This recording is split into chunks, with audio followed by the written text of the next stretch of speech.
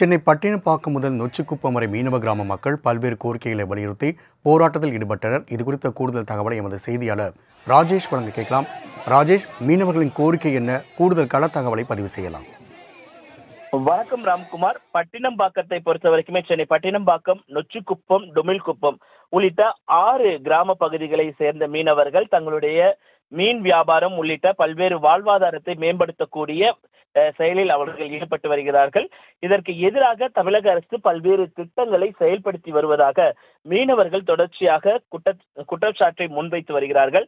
அதே நேரத்தில் கடற்கரையை அழகுபடுத்துகிறோம் என்று கூறி தங்களுடைய வாழ்வாதாரங்களை தொடர்ச்சியாக சென்னை மாநகராட்சியாக இருக்கட்டும், தமிழக அரசாக இருக்கட்டும், அவர்கள் தொடர்ச்சியாக தங்களுடைய வாழ்வாதாரத்தை பாதிக்கும் வகையில் நடவடிக்கைகளை எடுத்து வருகிறார்கள் என கூறி தற்பொழுது சென்னை பட்டினம்பாக்கம் சீனிவாசபுரத்தில் 1000க்கும் மேற்பட்ட மீனவர்கள் இணைந்து தங்களது போராட்டத்தை மேற்கொண்டனர்.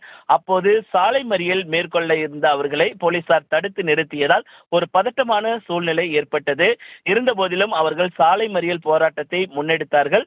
அவர்களுடன் காவல்துறையினர் பேச்சுவார்த்தை நடத்தி உரிய தீர்வுக்கான நடவடிக்கை எடுக்கப்படும் என்றும் அவர்கள் உறுதி அளித்ததை அடுத்து இந்த போராட்டத்தை கைவிட்டனர். அவர்கள் நம்மிடத்தில் கூறும் பொழுது, தமிழக அரசு தங்களுக்கு எதிரான திட்டங்களை செயல்படுத்தி வருகிறது, அதனை உடனடியாக அவர்கள் கைவிட வேண்டும் என்று அவர்கள் கேட்டுக்கொண்டார்கள். பாரம்பரியமாக நாங்கள் இந்த கடலை நம்பியே நாங்கள் வாழ்ந்து கொண்டிருக்கிறோம். ஆனால் எங்களது வாழ்வாதாரத்தை சிதைக்கும் நோக்கத்தோடு மீனவர் மக்களை இங்கிருந்து அப்புறப்படுத்த வேண்டும் என்ற நோக்கத்தோடு நீலக்குடி திட்டம் உள்ளிட்ட பல்வேறு திட்டங்களை இவர்கள் மேற்கொள்ள இருக்கிறார்கள். அதனால் இந்த திட்டங்களை எல்லாம் அவர்கள் கைவிட வேண்டும் என்று அவர்கள் வலியுறுத்தினார்கள். இந்த போராட்டத்தின் போது காவல்துறைக்கும் மீனவ மக்களுக்கும் இடையே இந்த தள்ளுமுள்ளு ஏற்பட்டதால் சிறிது நேரம் அங்கு பதட்டம் காணப்பட்டது.